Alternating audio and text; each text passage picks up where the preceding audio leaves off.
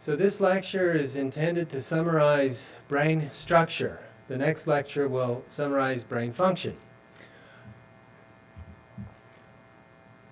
The goals of this lecture are to introduce the terms used in science and medicine to describe basic brain locations and structures, to introduce the general organization of the nervous system, particularly in humans, and to introduce the importance of the blood supply to the brain.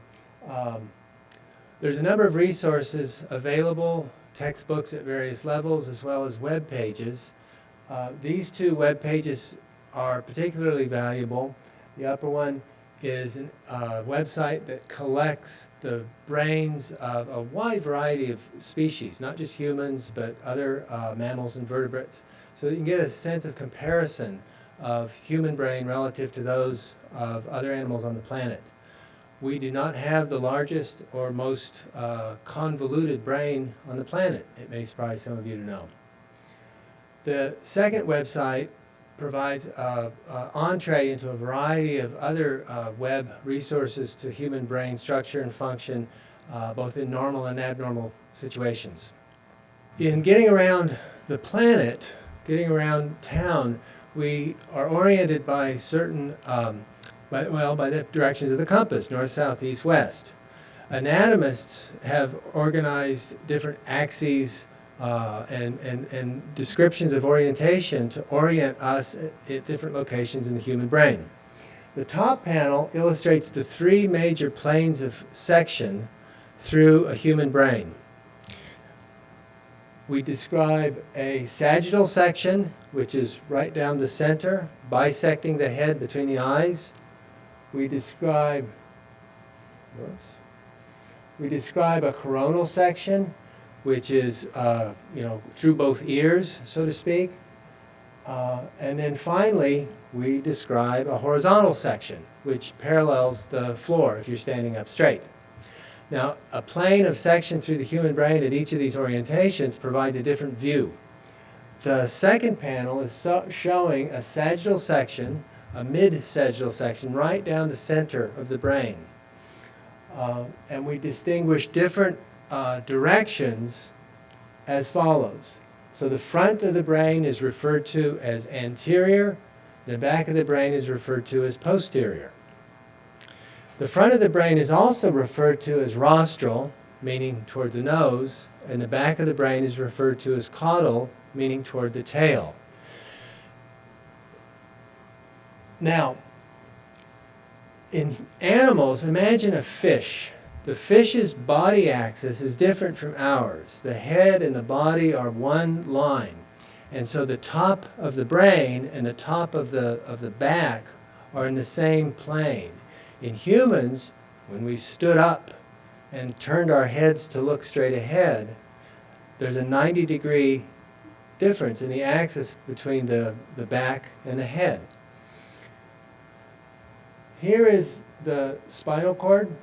And so we can refer to ventral and dorsal in the spinal cord. We wouldn't say anterior and posterior. It's just not the description. We refer to ventral, like toward the bottom of the body, and dorsal, like the dorsal fin of the fish.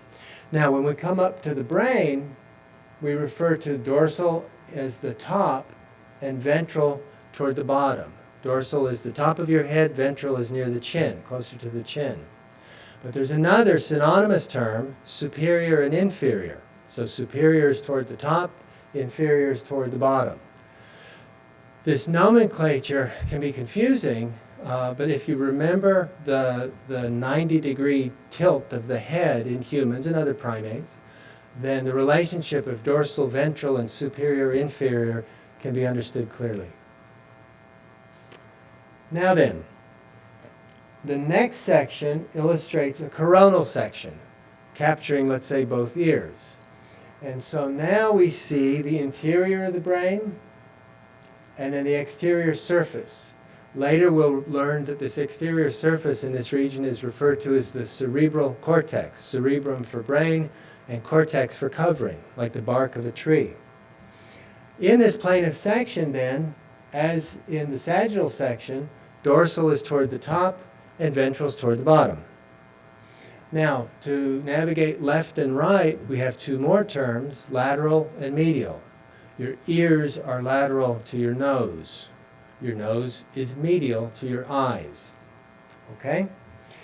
Now, there's another important attribute of the brain shown in a coronal section, and that is the left side and the right side. And we will learn later that the left and right sides of the human brain subserve somewhat different functions. Now then, when a radiologist shows you a brain section, you have to be very careful to understand whether he's showing the right hemisphere on the right side of the page or otherwise. When I look at you, your right hemisphere is on my left. And because radiologists are physicians and prefer to look at the image as if it were in the patient, facing the patient, often the convention is to put the left hemisphere on the right side of the page and the right on the left. It's a switch, but if you understand that you're looking at it from the point of view of the doctor seeing the patient, then it isn't a switch at all. But as we move further in brain imaging applications in law neuroscience, it'd be very important to know whether the damaged part of the brain is on the left or the right. And this neurological convention or radiological convention needs to be understood carefully. At the bottom, we see a horizontal section. Again, this is cutting through the surface of the brain and the interior structures. We'll learn more about them momentarily. But our orientation in the horizontal section corresponds to the other two sections we just saw. So toward the front is anterior or rostral. Toward the back is caudal or posterior. And once again, toward the center or the midline is medial, and further to the side is lateral. Now, these terms of orientation can be appreciated as just like the points of a compass. We use north, south, east, west to navigate, and so we can talk intelligently about the state of Washington being in the northwest of the United States. Similarly, in the brain, we can talk about dorsolateral cortex. That's the part of the cortex that's kind of dorsal and kind of lateral, northwest. Now, these sections also include more labels of the components of the brain. In the top section, we're showing a sulcus running down the side, this medial structure. And so I've used the term sulcus. In describing the structure of the cerebral cortex, we distinguish sulci from gyri. So the cerebral cortex is a sheet, but to fit inside your head, it's folded. And so it forms valleys and hills. The hills are the gyri, and the valleys are the sulci. And as we'll learn, these sulci, the characteristic ones in humans, have particular names, and that's another way of orienting yourself. This lighter structure occupying the more ventral aspect of the cerebral cortex is known as the corpus callosum. This is a band of fibers connecting neurons in the two sides of the brain. Those fibers, we'll learn, are going to be called axons, and they issue from the individual neurons that occupy the cerebral cortex. So I'm beginning to use more and more terms of art, but they'll build on each other. Hang with me, and they'll all become clear. In the sagittal section, more caudally, we see a structure labeled the parietal occipital sulcus. This is another sulcus that divides two lobes of the brain, the parietal lobe and the occipital lobe. And these lobes are named for the bones that are on top of them, the occipital bone of the skull and the parietal bone of the skull.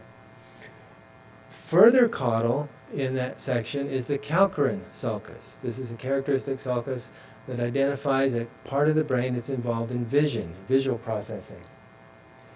Ventral to the calcarine sulcus is a label, the cerebellum. Cerebellum means small brain. This is another important part of the brain that's attached beneath the cerebral cortex in humans. It's smaller in humans than the cerebral cortex. In other animals, the cerebellum can be much larger than the cerebral cortex.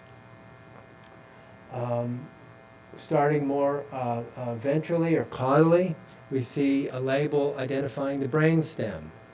This is part of the central nervous system where the transition from spinal cord to brain takes place. The brainstem is composed of collections of neurons that are important and indeed vital for heart beating, breathing, vital functions like that. When we learn about brain death, we'll distinguish damage to the cerebral cortex that's irreparable and damage to the brainstem that's irreparable. Damage to the brainstem can cause outright death irretrievably.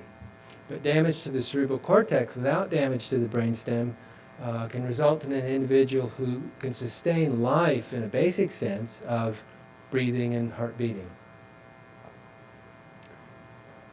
Working up the neuroaxis from the brainstem is a structure labeled the pons, that bulging structure that bulges more ventrally from the brainstem.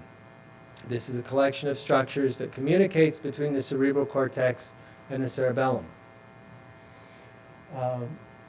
Moving up, the next label identifies a protrusion hanging beneath the brain, and this is the pituitary gland, the master gland of the body. We'll learn that the nervous system controls the body in various ways. It connects to muscles for movement. It also connects to glands to control the endocrine system. One of the key elements controlling the pituitary gland and connecting the nervous system with the endocrine system is the hypothalamus. Now this term reminds me to say that many of the terms used in neuroanatomy and indeed biology and science have Greek or Latin origins. It's not because they're special, it's just that's the language that was used. And they're very descriptive words. They're exactly the word you would use had you spoken Latin or Greek and described the structure. So the hypothalamus is beneath the thalamus. Hypo just means beneath. You see the structure labeled the thalamus. That's a collection of nerve cells that communicate between the outside world, the other parts of the nervous system and the sensory organs, and the cerebral cortex. And so hypothalamus simply lies beneath the thalamus. And that's a run through the sagittal section. Now, the next section, the coronal section, labels a variety of other structures. Let's just go from left to right, clockwise. So I'm labeling the third ventricle. The brain, your nervous system is thickness surrounding a tube. During development, the nervous system starts out as a tube, and the walls of the tube become very thick with cells, and that becomes the brain. The tube, the inner part of the tube, remains, and through it flows fluid known as the cerebrospinal fluid. The third ventricle is labeled as just the third cavity. The other cavities are labeled above thalamus to caudate. We see the lateral ventricle. There's lateral ventricles in both hemispheres. So the lateral ventricles, number 1, number 2, and the third ventricle. And the fourth ventricle lies beneath the cerebellum. We see again the thalamus labeled. Now, let me call attention to this fact. The region labeled thalamus, that heart-shaped region, is colored darker in this plot, and it's surrounded by a lighter color of ink. We distinguish, when we do brain sections like this, we see the outer surface or the regions where there's densities of nerve cell bodies, and we call this gray matter. And the parts that aren't gray matter we refer to as white matter, because in natural brain sections it just looks more white. It would remind you of the fat on bacon. And it's called white matter because it has this fatty tissue in it that helps nerve impulses transmit more effectively. The cerebral cortex is comprised of many neurons bundled together, collected together. This is the gray matter. And then beneath the cerebral cortex are other densities of neurons that comprise other regions of gray matter, the thalamus being one in this section. So now we've got the corpus callosum. You see the corpus callosum that I labeled before is white matter. This is the nerve cell axons connecting the two sides of the brain. We've described the cingulate sulcus above. Now I'm labeling the cingulate cortex. And so this is an important region for what's known as executive control and monitoring one's performance. It will be an area that we'll see a lot of activity in situations like lie detection, for example. I've labeled gyrus and sulcus, as you see in the right hemisphere, as I've labeled it there. So the gyrus is the hill, and the sulcus is the valley. This is a caricature I hope you appreciate. In the normal human brain, the sulci can be very deep, folding deeply almost underneath each other. I've labeled gray matter, white matter that I've described. Another major sulcus that's labeled next clockwise is the lateral sulcus. This is a sulcus on the lateral aspect of the mammalian brain. Many, many species have it. It's shared by primates, for example. The last structure moving clockwise around the coronal section is the hippocampus. So this is a Baroque sort of structure at the base of the temporal lobe, on the ventral aspect of the temporal lobe. The hippocampus, we'll learn, is very important for forming memories. And last, at the bottom, is the horizontal section. All right? Now, I call attention to the fact that the compass is now rotated 90 degrees. Once again, working clockwise from the left, the corpus callosum, we've seen that before. That's what it looks like in that section.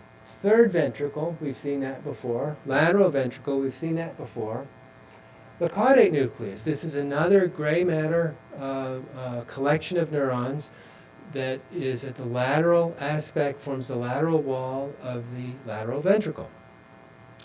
Caudate nucleus is a part of a collection of structures known as the basal ganglia that we'll learn are important for controlling the initiation of movements.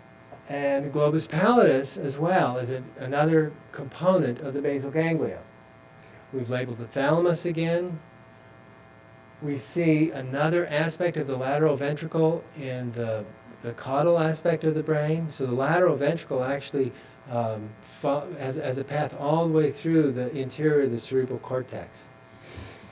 And then finally, we see a small segment of the cerebellum. We've illustrated a plane of the horizontal section that cuts just a little bit of the cerebellum. Now, I trust you appreciate that these are just three representative sections. In the sagittal plane, we could show sections all the way from the very center all the way out to the side. In coronal, we could go all the way from front to back. In horizontal, we could go all the way from top to bottom. And the web page that I directed you to in the previous slide, at those web pages, you can see and navigate for yourself through the planes of sections of the human brain and see what the interior structures look like. Now let me introduce the functional subdivisions of the nervous system. And we're going to start at an abstract level, and in successive slides, we'll work through the contribution of different parts of the brain, different structures, to these functions. So at a functional level, the nervous system produces outputs. It makes us move. If we don't have our nervous system, we can't move. And so those actions have consequences, right? We move things in the environment, and we feel ourselves moving. We have a sense of our body position in space, for example. Output from the environment, the stimuli from the environment, are received by the different senses that we have. We can taste things, smell things, feel things on our skin, hear things, see things. Not every creature on the planet shares all of these senses in the same degree. The senses we have work for us in our particular habitat and environment. All right? Now, we're sensitive to the outside world, but our nervous system endows us with sensitivity to the inside world as well. So we feel the motion of our muscles and joints, and we also have a sense of our interior. I mean, you've all had an upset stomach or a bloated feeling. We feel the interior of our body. And indeed, to survive, we need to be sensitive to these kinds of cues as well to adapt our behavior. All those inputs are transmitted through a collection of structures including the spinal cord, brainstem, cerebellum, basal ganglia, thalamus, cerebral cortex, to perceive the stimuli and plan actions that are the appropriate actions in response to them. Do we want to flee? Do we want to fight?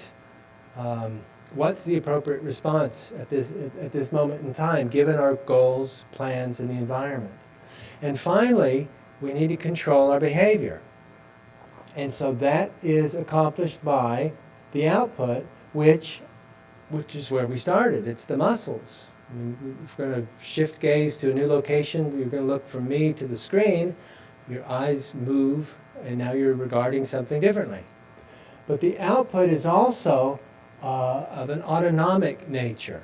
And so the nervous system doesn't just control the muscles of the body, it controls the muscles of the heart and the gut, and it controls the glands.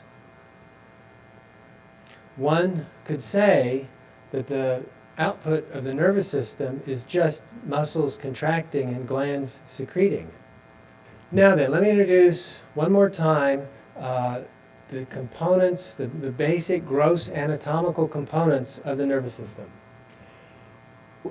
At the top of this sagittal section, we're plotting or labeling the cerebrum and the thalamus. We've described these before, and together they're known as the forebrain. We're also labeling the midbrain, the pons, and the medulla. The medulla and the pons you saw labeled before.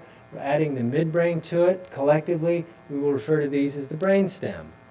They have a shared function of maintaining the lowest level functions of maintaining life. As I said, keeping your heart beating, keeping you breathing, inducing vomit if you've ingested a poison, a variety of functions like that need to be done to maintain survival. We're labeling the cerebellum and then running off into the spinal cord labeled below. So these are major subdivisions of the central nervous system.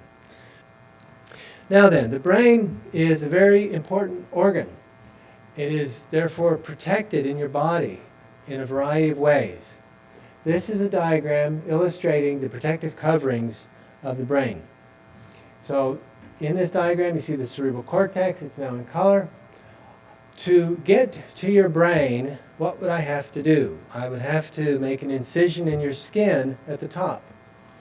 Beneath the skin is the skull, as you all know. So to get access to your brain, I would have to make a hole in your skull. That's not the end of it. There's another protective covering. It's labeled dura mater, drawn in a rather blue color.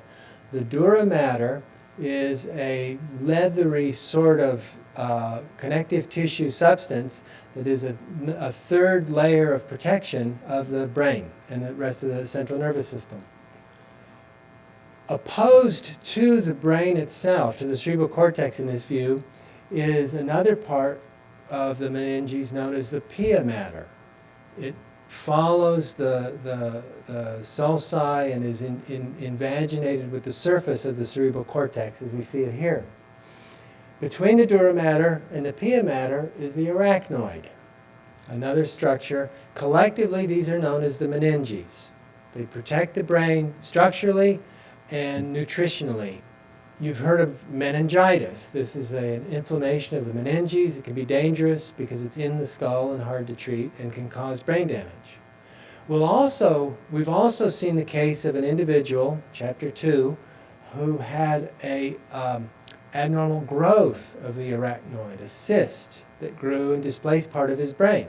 The nervous system is comprised of two major types of cells. The first type is neurons, and this is a cartoon version of a neuron. The neuron has three major parts: an input part, a central metabolism part, and an output part. So the input part are referred to as dendrites. So neurons, if you see them in actual histological sections, come in various shapes and sizes and branching patterns. They have as much variety as the trees and bushes on the lawns outside. The dendrites are the input end of the neuron, receiving inputs from other neurons or other sensory structures. The dendrites branch from the cell body, otherwise known as the soma. In the cell body is the nucleus, where the genes make proteins that the neuron needs to survive. Those proteins then are transported up and down dendrites and also to the end of the output end of the neuron, the output structure, which is known as the axon, running from here to here. And axons can travel a large distance. All right? Now, because they're so long, we'll learn in a little while about the nerve impulses that are communicated along the axon. And so, because the axon can be so long, the transmission can take a considerable amount of time. That time could be hazardous to the welfare of the animal in reacting to stimuli. And so nature has endowed neurons with a myelin sheath, which is this fatty structure that's separated by these nodes. So the nerve impulse, instead of being transmitted continuously along the axon, jumps from node to node and therefore transmits faster. A breakdown or damage to the myelin sheath is one of the root symptoms of multiple sclerosis. Okay, the axons go where they're supposed to go, and the wiring diagram of the brain is very complex, and we won't need to concern ourselves too much with it for this course. But they can branch and go to different places altogether. Some axons from the cerebral cortex will branch and go to the basal ganglia, while another branch goes to the spinal cord, for example, sending information multiple places. At the tip or at the end of the axon, it branches some more, and it forms a specialized contact on a gland or a muscle or another neuron, the dendrites of another neuron. Neurons generate and propagate nerve impulses. This has been understood now since the middle of the 1800s. The biophysics of this process are very well understood. Nobel Prizes have been awarded for that understanding. The second kind of cell in the nervous system is known as glia. This is a diverse group of cells. For our purposes, we can just understand that there are glia and that they provide structural and metabolic support for neurons. One thing that one type of glia do is make the myelin sheath. The myelin sheath is formed or composed of glial cells.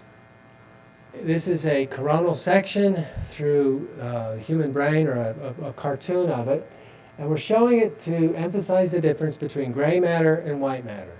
Gray matter consists of concentrated collections of cell bodies, primarily neurons, but also glia. And then the white matter is comprised of axons, most of them myelinated, running to and fro, connecting the different parts of the nervous system to each other. One particularly important or obvious neuron axon tract is the corpus callosum that we've referred to before.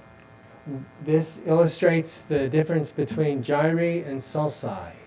So the lateral sulcus is this infolding of the cerebral cortex that allows the sheet to occupy less volume. The gyrus is the outer part, the hill versus the valley. This is a lateral view of the human brain, simplified. We understand or refer to the different parts of the cerebral cortex as lobes, named for the bones overlying them. We refer to the frontal lobe, the front of the brain, anterior, the parietal lobe, the occipital lobe, and the temporal lobe. The central sulcus separates the frontal lobe from the parietal lobe. The lateral sulcus separates the temporal lobe from the frontal and the parietal lobe. Another sulcus, known as the parieto-occipital sulcus, separates the parietal lobe from the occipital lobe. Parieto-occipital. You see how the anatomists use the language to tell you what they're showing you. Often the terms are combinations of terms to show you that it's a boundary or a combination of structures. Here is the inferior preoccipital notch that separates occipital lobe from temporal lobe. This is another coronal section identifying the longitudinal fissure. This is could be referred to as a sulcus, but it's much more than a sulcus. It's dividing the two halves of the cerebral cortex and associated structures. In the human brain, there are more sulci than the ones we just labeled. And this is a simplified diagram of the major sulci in the human brain.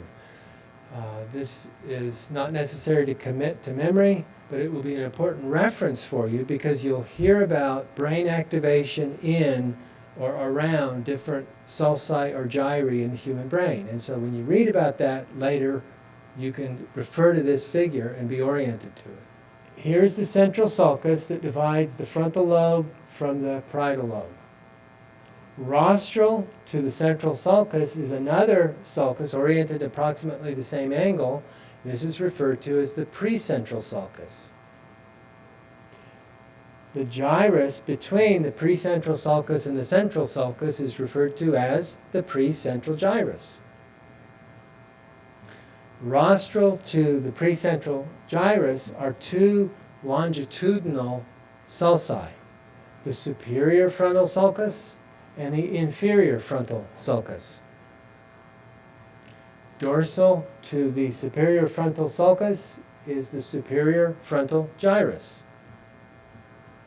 Ventral or inferior to the inferior frontal sulcus is the inferior frontal gyrus.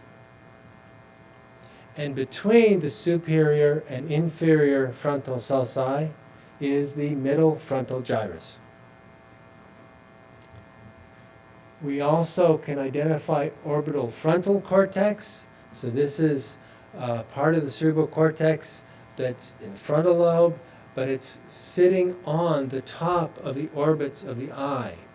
Moving into the parietal cortex, so we've got the central sulcus, and now we're in the gyrus immediately caudal to it is the post-central gyrus.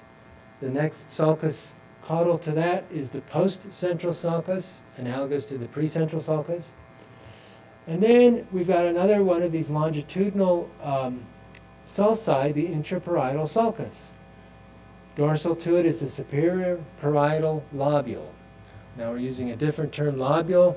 It just means a folded part of the cerebral cortex, another word for gyrus, so to speak. Now then, let's move into the temporal lobe. Here's the lateral sulcus, this long sulcus separating temporal lobe from the rest of the brain. It's two longitudinal sulci, the superior temporal sulcus and the inferior temporal sulcus, which divide the superior, middle, and inferior temporal gyri. Back here is occipital cortex, and these two regions are known as the supramarginal gyrus and the angular gyrus. Intriguing to look at this and wonder what function is performed by the different parts of the cerebral cortex. If one were to look at the cerebral cortex without the advantage of a microscope or modern histological techniques, it would look pretty uniform. It would look like one organ. But today we understand it's not one organ. It's comprised of dozens of different areas. And the areas don't always respect the boundaries imposed by gyri or sulci. So we can locate function in the cerebral cortex. The localization of function in neuroscience has been a challenge. It's one of the goals to understand what the function of different parts of the brain is. But we have to be careful because through the history of neuroscience, the identification of structure and function sometimes has been too extreme. Here is an example. This is a diagram from the olden days of phrenology, when it was believed that very specific functions like amativeness, acquisitiveness, conjugal love, and so on were subserved by very discrete parts of the brain or the cerebral cortex. This view is wrong. But we will learn as we begin thinking about methods that identify the function of different parts of the brain that the phrenological bias can sneak in to the interpretation in various ways that we need to be alert to. What I want to do now is do another survey of the different parts of the cerebral cortex and describe a little bit more about their main functions. And so here we're going to focus on the frontal lobe. And so immediately in front of or embedded in the central sulcus is primary motor cortex. This is the part of the cerebral cortex that's primarily responsible for producing deliberate movements of your body. When you write, when you speak, when you do complex actions of various sorts, this part of the brain is necessary. If a stroke damages this part of the brain, you lose the capacity for smooth, articulated movement. On the dorsal and dorsal medial part of the frontal lobe, just in front of the central sulcus, is a region known as the supplementary motor area. We'll see that this region is involved in more high-level, long-term planning of actions and the generation of intentional movements. The premotor area is another region that provides input to primary motor cortex and the spinal cord to shape complex behavior. So without premotor cortex, individuals are unable to produce the arbitrary responses to complex stimuli that characterize our environment. Why does green mean go and red mean stop? It's an arbitrary rule that has to be learned and executed. Primary motor cortex, the premotor area, the supplementary motor area are collectively known as agranular cortex. The structure of the cerebral cortex has a particular appearance that distinguishes it from all other parts of the cerebral cortex. In front of that is prefrontal cortex. Now, prefrontal cortex has many parts and components. We'll refer to dorsolateral prefrontal cortex, ventrolateral prefrontal cortex. Broca's area is a part of prefrontal and premotor cortex that's important for the production of speech. The frontal cortex extends onto the medial surface of the brain. And so this is a view, a mid-sagittal section of the brain. And we are labeling orbital frontal cortex, this ventral component that, as I said, is situated on top of the orbits of the eye. And we're also labeling ventromedial prefrontal cortex. So it's ventral, and it's medial, and it's prefrontal, and that's where it is. So these regions, the prefrontal cortex is understood to be important for the high-level control and planning of action and balancing short-term desires against long-term goals, so on. So in thinking about the function of frontal cortex, and in particular the ventromedial prefrontal cortex, important lessons were learned from the mishap that occurred to this poor gentleman. This is Phineas Gage. Phineas Gage was a foreman on a crew making railroads, and he was involved in an accident in which a tamping iron that he's holding in his left hand accidentally exploded and penetrated all the way through his head, damaging the ventromedial prefrontal cortex and thereabouts. He survived. This is a modern reconstruction of the path of the tamping iron took through his head. It entered through under the left eye and exited over the top of the head. And so that part of his brain was damaged. He could still see, he could walk, he could talk, but he was unable to hold a job very well. One of his friends said after the accident, Phineas wasn't Phineas anymore. Now let's concentrate on the parietal lobe. Immediately caudal to the central sulcus is primary somatosensory cortex. This is the part of the brain where your sense of touch and vibration and body sense is accomplished. At the junction of the temporal and the parietal lobes is a general region referred to as the temporal parietal junction. We're calling attention to this because it's another region that becomes activated in brain scans when people are employing something known as theory of mind, trying to impute beliefs onto somebody else. It has other complex functions as well. Now the temporal lobe. So primary auditory cortex, the primary region that's responsible for your sense of hearing, is located in the temporal lobe. There are other components of it that are involved in recognizing more complex auditory objects like words and speech. So Wernicke's area, named for another scientist, is located at the caudal end of the temporal lobe in a region something like this, and it's necessary for speech comprehension. The temporal lobe is also involved in recognizing visual objects. And now we're invited to remind ourselves that recognizing objects entails memory, especially complex arbitrary objects, or even the faces of family and friends.